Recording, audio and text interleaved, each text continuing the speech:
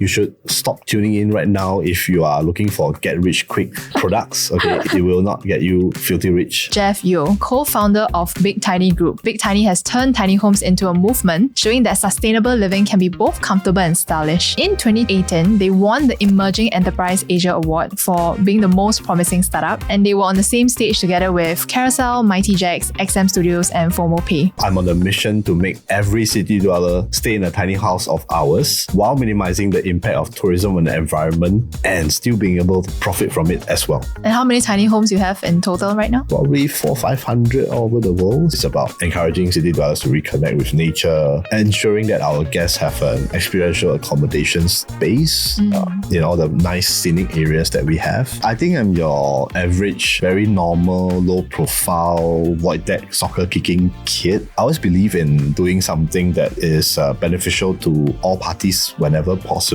beneficial to the community, beneficial to the people I sell to, beneficial to the environment and all that. Let's talk about COVID. When situations like COVID happen, it actually cuts out the source of business completely. We decided to make the painful decision of closing the holiday rental side of Big Tiny. And what would you say to business owners who also have a dream like you? It's about how you can still push through despite the odds being stacked up against you.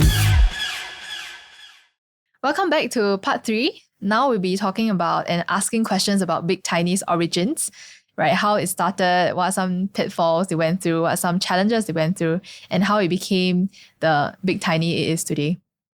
So Jeff, you shared with me that you were having Ice Milo with Adrian at Punggol Safra. That's right. And you entirely bought into the idea. Yeah. So after that, right, what was the first challenge that you faced when you expanded the business or start to grow the business? Okay, I would say there are multiple challenges along the way, and there's still challenges today because the whole business is evolving always, because the whole world is evolving.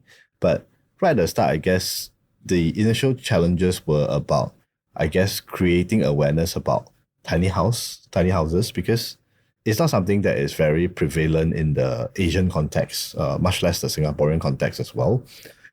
So that's the first hurdle, about educating people about the tiny house movement, which is something that started way back in 1960s, 1970s in the States. Oh, so late? Yeah. Oh, yeah. I didn't know it's that long ago. I mean, formalized, for example.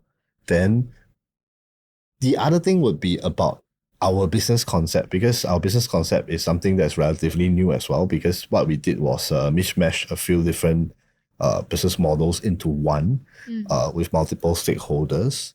Then number 3 would be about, how we all started, believe it or not, without any experiences in tiny houses, tiny house buildings or whatnot, because Adrian, he studied real estate. So I guess that's the closest thing to the business model that we have.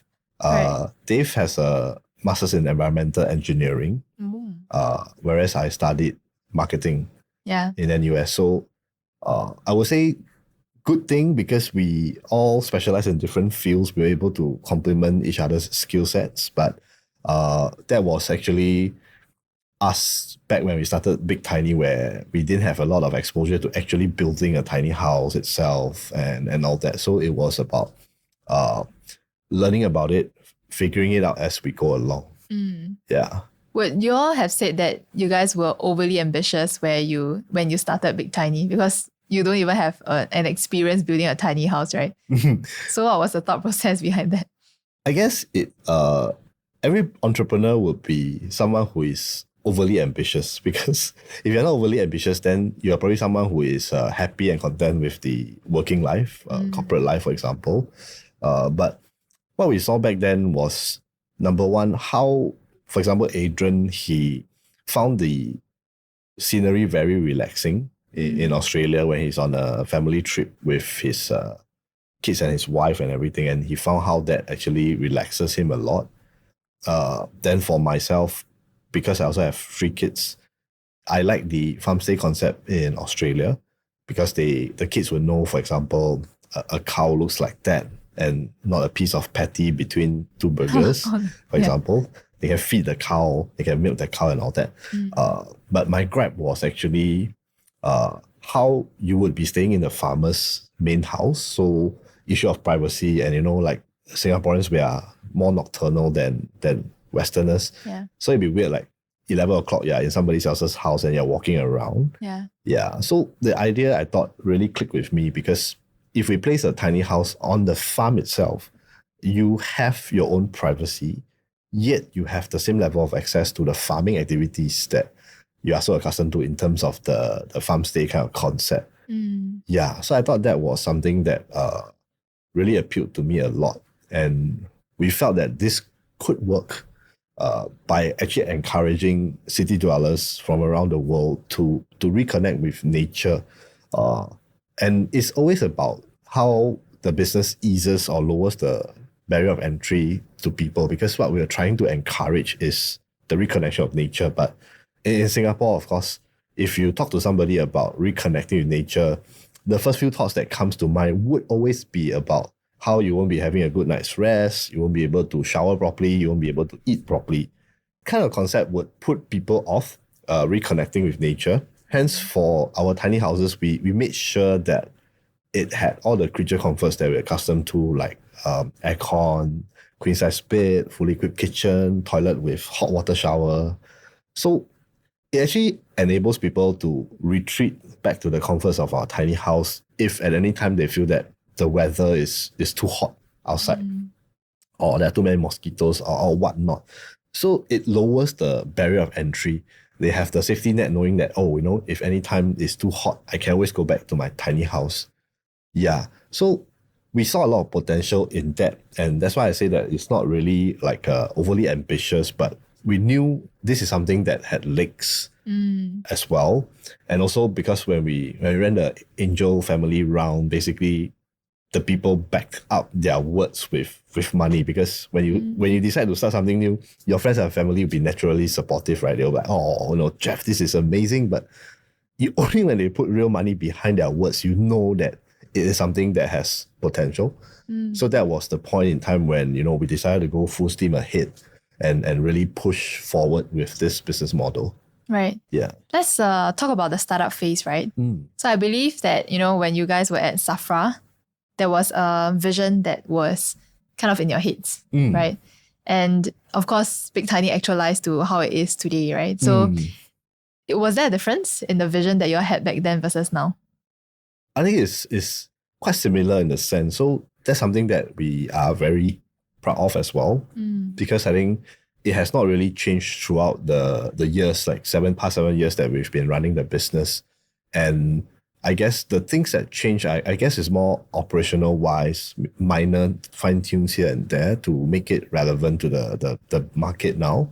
Yeah, so it is still very similar. It's about encouraging city dwellers to reconnect with nature, ensuring that our guests have an experiential accommodation space in all the nice scenic areas that we have our tiny houses on.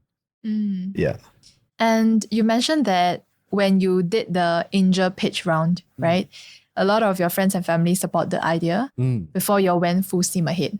So what was that like for you? Because I believe a lot of regular business started off and, they go out there to sell to actual customers, and they get actual customers and get the money to roll and scale from there. But you started off with the Angel pitch round, right? So what was the thought process behind this? Actually, the Angel round to us would be more of like a market visibility testing. First of all, to see if people would really pay money to actually be part of this business, for example, to be part of the pioneer shareholding group. So that was how we wanted it to be market testing. Because before we started Big Tiny as well, I think we took about 2 to 3 years to formalize the whole business model, doing all the research into Australia, into tiny houses. Yeah. So this was like part of the testing phase, the trial period. Yeah. Well, that's 2 whole years to test an idea. Yeah. I mean, research lah. Yeah. I see. So what was it like, the experience? What do you all do to research the visibility of the addressable market? Okay, I would say, first of all, for example, for Australia, the year that we did the research, we discovered that actually a huge number of tourist visitors to Australia actually came from Singapore. So we thought, okay, since we're Singaporeans, it makes sense. Yeah. Then the second part would be the purchasing power of the people there whether they are able to fork out money or willing to fork out money to pay for maybe a $200 to $300 night stay. And of course, the eco-consciousness of that country as well, the legal environment, the government regulations and all that in that particular country, whether it's politically stable and whether there were any challenges that we would face if we are to operate in that country itself. Yeah. And what was the experience like trying to get so many stakeholders buy-in before you all started the proof of concept? To be very honest, it's very tiring. Yeah. But so what were the stakeholders involved? The stakeholders would be, number one, the land partners. So these land partners, most of them are rural landowners. They own very big plots of land. They probably utilize 20 to 30% max of it. The rest of the 80% actually is just lying there wasted. So we thought we could do something to improve their lives, because I think they are majority farmers or maybe vineyard operators, and they are very much at the mercy of Mother Nature, because if there were prolonged periods of flood or droughts, for example, their livelihoods would be affected. Right. Okay. Then number two would be clients, people who buy the tiny houses from us. Yeah. Okay. Because we wanted to open up this market or this product to the average person on the street, because for an average man on the street, it would be very hard to gain access to products that actually accord them a decent competitive returns of 8 to 10% in our case, for example. Yeah, because usually, unless you're high net worth, then you will be able to gain access to products like that with relatively low risks. Yeah. Yeah. Then basically the last part would be the company, which is the one that runs the hospitality business of Big Tiny, advertising about it, marketing about it, renting it out to guests. And then of course the guests as well, because the guests are the ones who book the tiny houses from us. They are the ones who enjoy the experiential accommodation space that we curated for them. They are ones that leave sterling reviews, which attracts even more guests to stay with us. Yeah. So there's demand from 3 sites. It's almost like building 3 singular businesses, right? Yes. Wow, that's insane. Yeah. And I understand of tiny houses in Australia, maybe some of our competitors, right? They only have one form of business. So they either trade and sell tiny houses or they do hospitality. It's never all together. Right. So during your research, what made you all think like, okay, we should cover these? So I guess for us, part of our training, because all of us used to be from SAF, right? So we always have contingency plans for everything. We don't want to be, again, like caught in a situation where we are held ransom.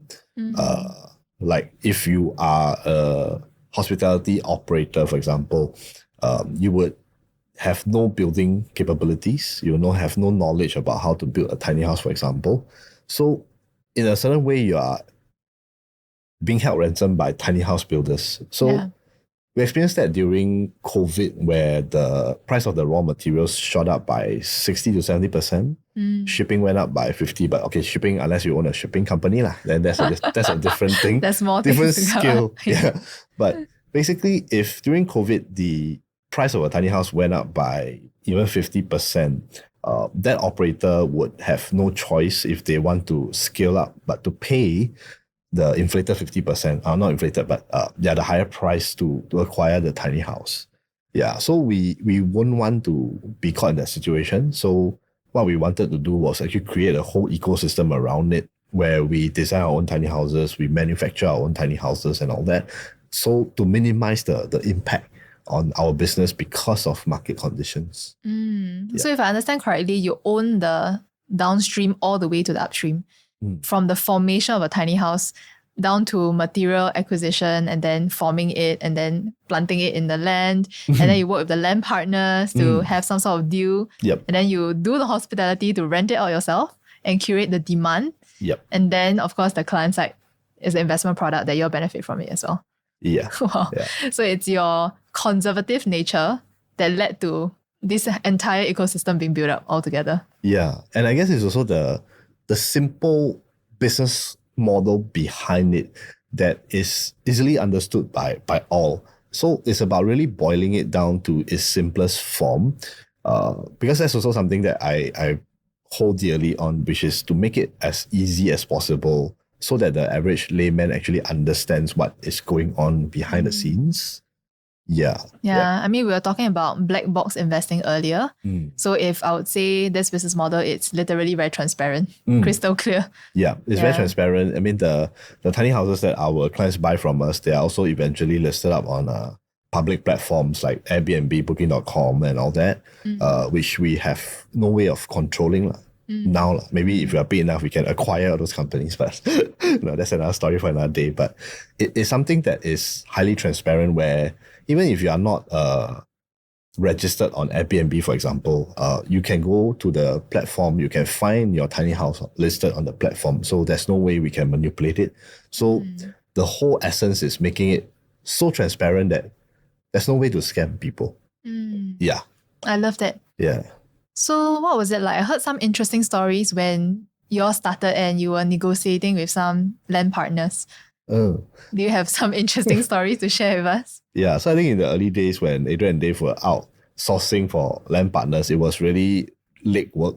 I mean, in Singapore's context, it would be, for example, like real estate agents doing door knocking. Yeah. Just that in Australia, it's very far. Each door is very far apart from the other. Yeah. So what I heard was that they were actually met with a guy who brought along a shotgun because thinking that they are trespassers to their plot of land and stuff like that. Yeah. Yeah, so that's some of the interesting stories. Of course, it's also about how we had to convince the land partners to work with us because we are nobody back then.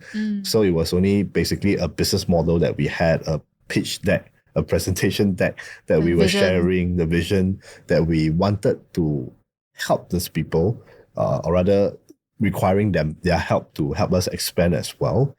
That we felt was quite interesting. So we met out with a lot of people, and we were also very lucky in the sense that the first few people that we met up with, they were open to the idea. They love it that it is very eco-conscious, for example, how our tiny houses are built with reconstituted wood, recyclable materials, and the eco aspects that we look deeply into. So basically, we don't say that we are an eco-conscious company because we don't change your bed sheet or we don't change the towel that you hang up behind the door and stuff like that. We look into even very minor aspects like the shampoo, the body lotion. They are all fully organic. We also look into solar panels as a primary source of power for the tiny house and all that. Yeah. And this is the aspects that I think Australians love a lot because they are very eco-conscious people and they saw merit in that whole business model. So they, on top of coming on board the land partner program, also shared it with their friends and family. And from there, actually, we were able to speak to a lot of people. And it also led to us joining the Australian Tiny House Association back then and being an EXCO member. Wow. Yeah. So back then, when you all started the business, right, I believe there were other competitors in the market as well, right? So what do you think was different about the tiny houses that you all created or built versus the other ones?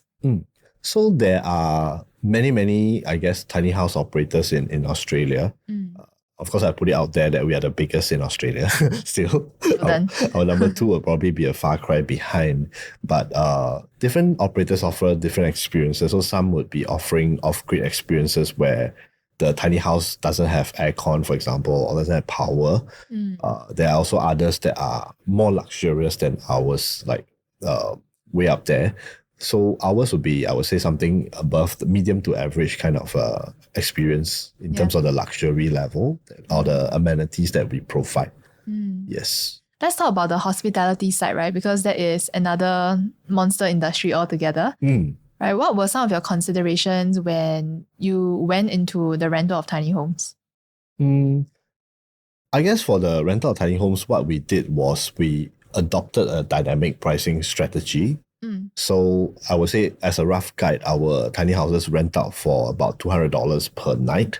Yeah. Of course, during the peak season, it goes up to $400-500, or as we spotted back then, $650 to $850 a night. And it was still fully booked out for one of our houses in the Snowy Mountains region in New South Wales. Yeah. And then, of course, during the lull seasons, we also ran promos to entice people to come and stay with us as well. Yeah, so that was the pricing strategy side of things. And of course, the offering of additional services which we work with our land partners to curate, because some of them would actually provide breakfast sets, cheese platters, wine tasting, or even tours around the vineyard that the tiny house is situated on.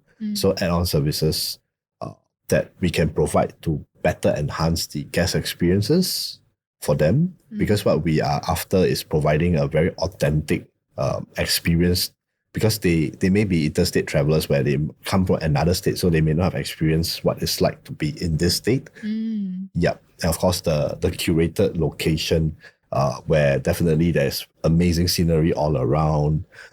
There's activities for you to participate in as well, be it like bike trail, maybe fishing in a lake that's in front of your house, harvesting fruits in a fruit orchard. Yeah. So trying to do that for each and every tiny house where they will never get bored of staying over at the accommodation. Wow. Sounds totally up my alley. I'm the East Coast Park camper. Oh, nice. Well, the upgraded version is the tiny homes. So, with all these in place, right? What do you think attributed to the success of the tiny homes and hospitality business surrounding it? I guess it would have to be the curated experiences. So that's something that we are very proud of, because our land partners, sometimes when the people actually order picnic baskets, they would deliver the picnic baskets personally. Conversation would ensue. They will share about how their own unique stories itself. Because I think as humans, we love to listen to stories, especially authentic ones, and then you will discover that every person that they speak to will have or land partner that they speak to has a different story, backstory that they have, which is unique. And they actually learn more about the culture of the place and all that. The warmness of the whole business model, I guess, is also something that enables us to succeed better, and ensuring that the guest always has a good time when they stay over at our tiny houses. I see. Yeah. So every tiny homes has a story? Yes. Wow. Yes. I would venture as far as to say that. And how many tiny homes you have in total right now? I would say probably 400-500 all over the world. So majority of them would be in Australia. Then of course, naturally, we will be in New Zealand as well, because they are quite similar in terms of the way of operating. Then we also expanded into Europe. So we are in Italy, France, Spain, Sweden, Portugal. And then, of course, we also have houses nearer to home in Taiwan. In Taiwan as well. And then we have 5 in Lazarus Island in Singapore. Amazing. So the lowest hanging fruit is try the Lazarus one. Yeah. Then go overseas. Yeah. Oh, that's amazing. I didn't know Italy and Portugal you have it, because in my impression, it's very city dweller. You have high-rise buildings and all these things. But you're able to find a more outdoorsy fringe area with amazing scenery views as well. Yeah, that's right. So that's what we are trying to do. So maybe to the domestic travelers, it may be a weekend escapade to escape from the hustle and bustle of city life. I mean, that's cliche as it sounds, but the amazing thing is, I guess, more and more people are working remotely as well due to the advancement of technology. So we're also seeing people who are working from our tiny houses. Oh. Yeah, so a lot of interesting stories, like how we also have writers who book our tiny houses to get inspiration and write their next book. Yeah. Songwriters and all that. Wow. Yeah. Maybe the next Taylor Swift music will come from there. Hopefully. Yeah. So I realized that you guys rebranded Tiny House recently. It became a yellow door. What's the story behind that? Okay, so this one probably would be my area of expertise, because after I joined the business, I found that, if you look on the internet, you won't be able to tell one brand's tiny house apart from the other. I could literally just swap the pictures, I put my branding on it, and people believe that it is my house. I see. You see? So I wanted to brand our tiny houses differently. So giving it a very, I would say, obvious visual identity. So Big Tiny's corporate color is yellow. So I wanted to basically have a yellow element in the design of the houses, which is visible during the day and hopefully at night as well, because as I said earlier, our tiny houses are set on picturesque sceneries, backdrops and everything, right? So that's where a lot of the guests will actually take their pictures, post it on IG, TikToks and whatnot. So I wanted that yellow element. So we were trying out a lot of different configurations, right from our first office in Yishun to today. We are still trying the elements. Yeah. Adrian, Dave and myself trying it out, seeing if it works, whether in terms of production, will there be any challenges for the production side, and also budget, which is all the things that we have to grapple with when you're running a business, right? Yeah. So we actually arrived at the yellow door concept, firstly because what we wanted to portray is how, for example, when you pull open the yellow door, you'll be stepping into a world of comfort. The queen size bed, the fully equipped kitchen, fridge, and all that. And when you actually exit from the yellow door, you step into nature, a world of nature. So it's about also how we wanted to assure our guests that as long as you step through a yellow door, you are assured of a good time. So that's how we wanted to be reminded of. Amazing. I can kind of imagine that experience. Yeah. Maybe the next one will be Lazarus Island for me. Yeah, but the yellow doors will be shipping out about October. Not yet. October, not yet. Yeah. Let's talk about the whole business, right? Your Big Tiny group, right? So what are some key milestones that you experienced throughout your journey? I guess the very first milestone would be getting our very first tiny house into Singapore. So that was a very first significant milestone. Then, of course, we started the sales and management program in 2018. Sales and management? Yeah, the tiny house sales and management program in 2018. So getting on board our very first client. Yep. And then, of course, getting the first few houses deployed in Australia, or even getting our first land partner first, and then getting the house deployed there, the very first guest who stayed in our tiny house and all that. So all these are really, I guess, significant milestones. And then, of course, first country to expand into outside of Australia.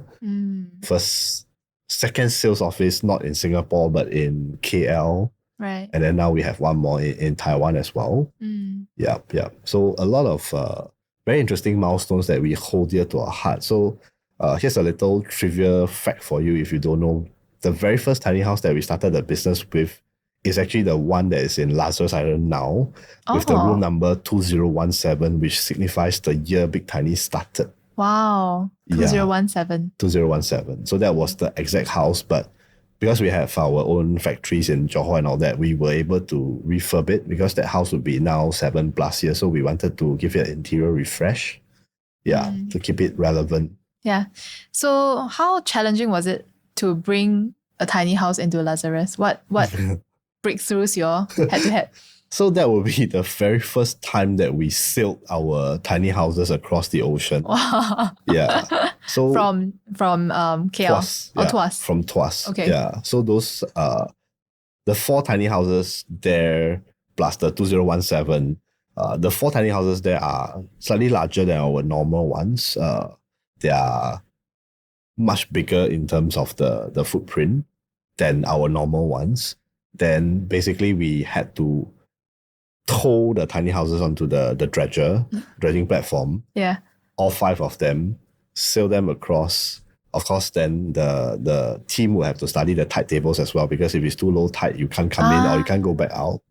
That's studied by your team? No, not the shipping team. The shipping team. Okay.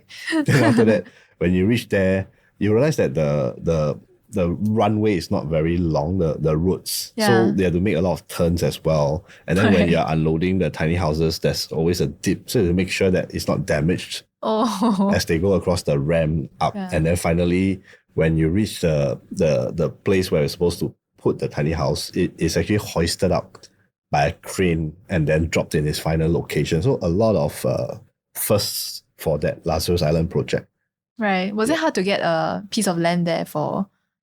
I think in terms of that, we were very grateful because back then when we wrote to MTI, when the borders were closed, they were very, I would say, passionate about helping us to connect us with the agencies in Singapore that were up for it as well. Yeah, and then we eventually connected with Sentosa because we thought Lazarus Island is actually not on mainland Singapore. So sort of fits in with the narrative of going overseas because you are traveling 15 minutes via ferry to the island. It's surrounded by nature, so that still works for us. You have a very nice sea view as well. So they were very, I would say, forthcoming and welcoming to actually work with us on the Lazarus Island project, and that actually resulted us to be the first hospitality provider on Lazarus Island itself. Wow. Yeah, which I thought was interesting as well, because the story behind Lazarus Island is that there were actually people staying on Lazarus Island before they moved to mainland Singapore. And we actually held an event as well where we invited them to stay over at Lazarus Island. So we also prepared dinner for them. So I thought it's very interesting in the sense that you are bringing people back who can tell us what the island was like before we were in there. And then we could share with them like how it looks like now. But it was a very heartwarming session because they would tell you, oh, my house used to be here, my house used to be there. So it again ties into the narrative of authentic stories about the place itself that you could share with the guests, or the guests can learn more about when they stay with us. Yeah. I heard there's amazing toma ribs there. Oh yes, they are also courtesy of our friends from Seoul by BDC, the convenience store as well. So they have amazing barbecue food that you could buy before you barbecue with our smokeless grill under the stars. Wow, amazing. Yeah. Okay. Thank you. So we have come to the end of session 3. The next session will be talking about how Big Tiny scaled to the business it is today.